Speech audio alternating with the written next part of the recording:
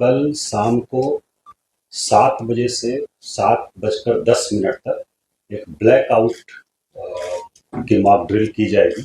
बिजली जो है वो पूरी तरह से बंद कर दी जाएगी। पटना शहर के लोग हैं, सभी से अपील है कि वो सभी लोग जो उनके पास अगर वैकल्पिक साधन कुछ हैं विद्युत आपूर्ति के, चाहे इन्वर्टर हो, यूपीएस हो या फिर जेनसेट वगैरह हो, तो उसका उपयोग उस 10 मिनट में नहीं करें। प्रमुख जगहों की सतर्कता जो पहलगाम अटैक हुआ था उसके बाद से ही बढ़ाई जा चुकी है। सब जगह अलर्ट है लोग और इंटेलिजेंस कलेक्शन सब जगह से ली भी जा रही है। आम नागरिक हमारे सिटीजन्स जो हैं वो कैसे सहयोग कर सकते हैं सरकार को अगर ऐसी स्थिति उत्पन्न होती है तो कुल 80 जगह हम लोगों ने अभी मीटिंग करके चिन्हित किया है पूरे शहर में, जहाँ पर कि सायरन एक साथ बजाया जाएगा। उस पीरियड में कम से कम गाड़ी रोक दे, जहाँ भी है लाइट्स अपने टर्न ऑफ कर लें, वो हम लोग अपील कर रहे हैं। वहाँ से अनाउंस भी करेंगे हम लोग।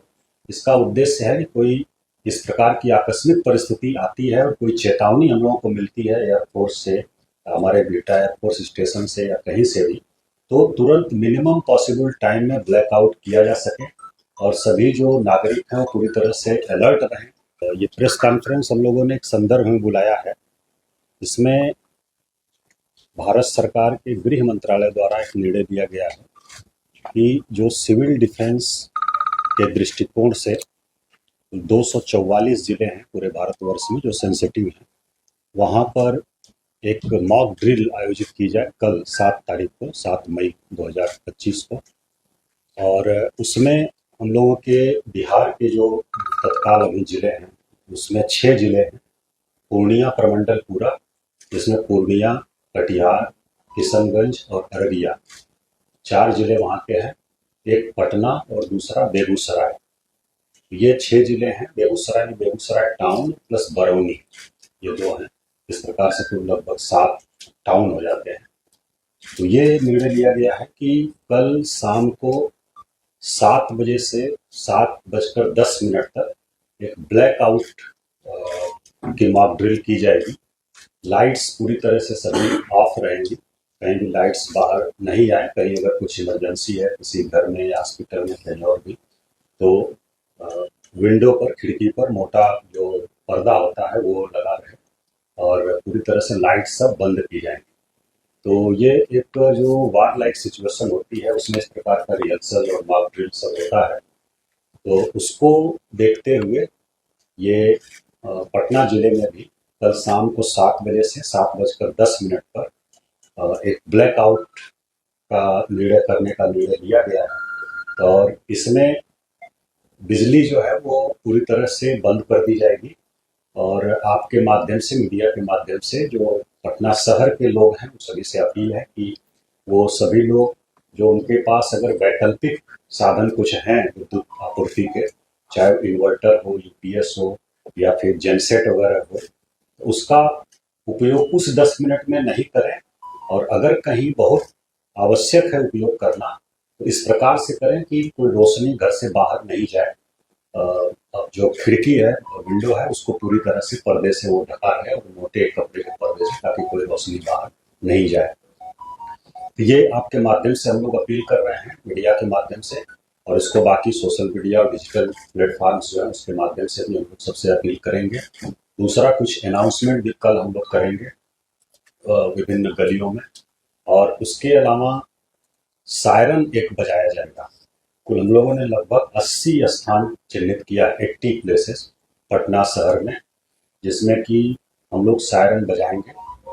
इसमें 4 हम लोगों के फिक्स सायरन हैं, एक सचिवालय में है और एक हम लोगों का एनआईटी जो है वहाँ है गांधी घाट पर, पटना यूनिवर्सिटी में एक है, और एक और हम लोगों का है सिविल डिफेंस से एडीएम आपदा होंगे। तो ये बाकी जो हमारी फायर ब्रिगेड की गाड़ियाँ हैं उनको भी हम लोग लगा रहे हैं, और जो थाने की हमारी गाड़ियाँ हैं उनको भी हम लोग लगा रहे हैं।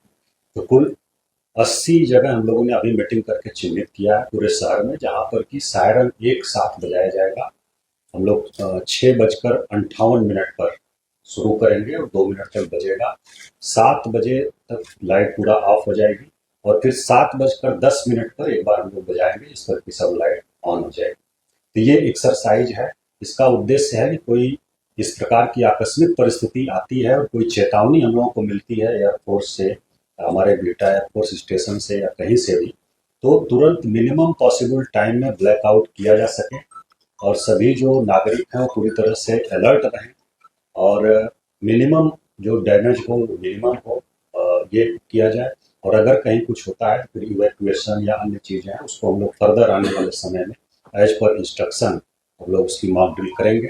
अभी कल का जो निर्णय हुआ है हमारे यहाँ गृह विभाग बिहार सरकार के और मुख्य सचिव महोदय ने अभी बैठक भी किया था, उसके आलोक में कि कल 7 तारीख को 7 मई को शाम को 7 बजे से 7:10 पर एक ब्लैकआउट की मॉक ड्रिल हम लोग करेंगे।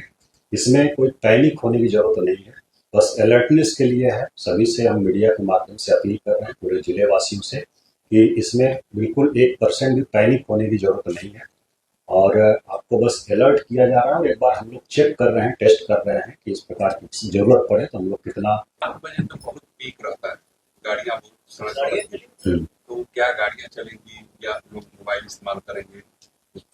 हाँ, इसमें है कि जो गाड़ियां हैं उसको भी हम लोग अनुरोध करेंगे, जो 80 जगहों पर हम लोग का सिस्टम है लग रहा है, वहां से हम लोग अनुरोध करेंगे गाड़ी की लाइट भी ऑफ कर लें, लोग 10 मिनट के लिए रुक जाएं, जो जहां है वहां पर रुक जाए, गाड़ी की लाइट ऑफ कर लें, वो भी हम लोग सभी से अनुरोध कर रहे हैं।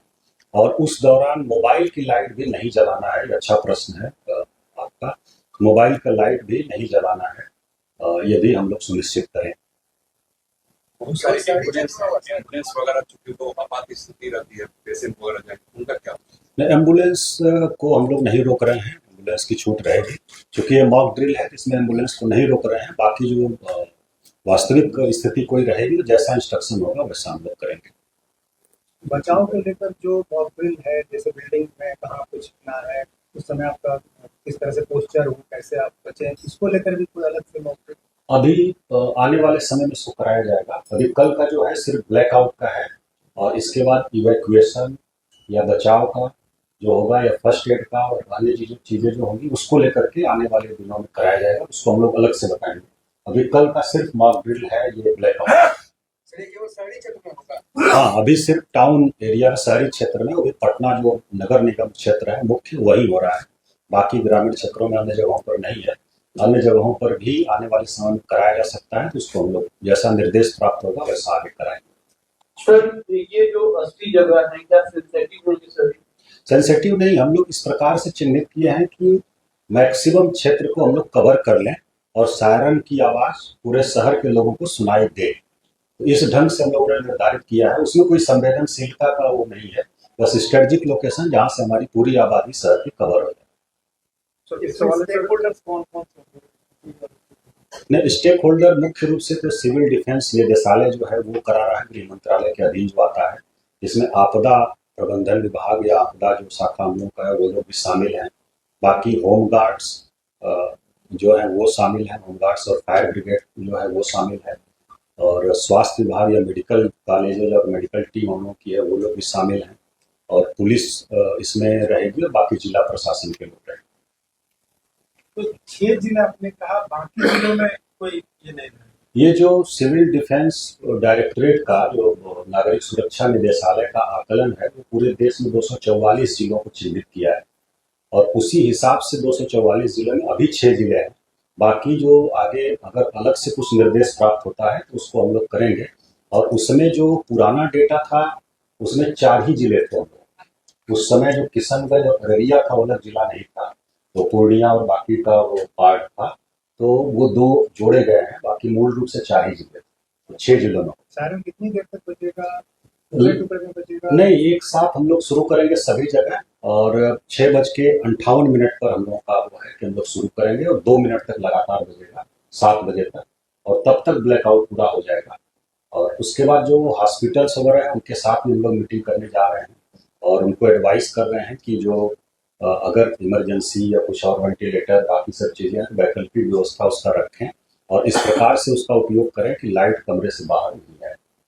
ये होगा कि अपने लिए स्टोरेज फूड स्टोरेज कर ले, तो इसके लिए सब क्या कुछ आपका नहीं, ऐसी कोई बात नहीं है, और तो इसीलिए हम बार बार कर रहे हैं कि ये सिर्फ एक मॉक ड्रिल है। हम लोगों की प्रिपरेशन कैसी है, उसकी तैयारी है, अगर ब्लैकआउट करना पड़े तो कैसे हम लोग करेंगे, और इसमें सामान वगैरह कुछ इकट्ठा करने की ज़रूरत नहीं है, बिल्कुल पैनिक होने की ज़रूरत नहीं है, सामान्य एक्सरसाइज है। चूँकि ये बहुत दिनों के बाद इस प्रकार का हो रहा है, तो इसलिए हम लोगों को लग रहा है बहुत बड़ी चीज़ है। बहुत जगह ये रेगुलर इंटरवल पर होता है, लोगों को अलर्ट रखने के लिए, लोगों को करने के लिए बहुत सारे देशों में। इसमें पैनिक होने की ज़रूरत बिल्कुल नहीं है, कोई सामान वगैरह इकट्ठा करने की ज़रूरत नहीं है। इसमें पूरी टीम में संख्या कितनी जो लगे, जैसे पुलिस, सिविल डिफेंस, आपदा प्रबंधन, यदि देखा जाए लगभग मोटा-मोटी हम लोग के 1000 लोग इसमें शामिल रहेंगे, क्योंकि हमारे 450 सिविल डिफेंस के लोग हैं जिनको हम लोग लगा रहे हैं। उसके बाद होमगार्ड और पुलिस बल और बाकी भी पदाधिकारी कुछ, तो लगभग 1000 लोग शामिल रहेंगे।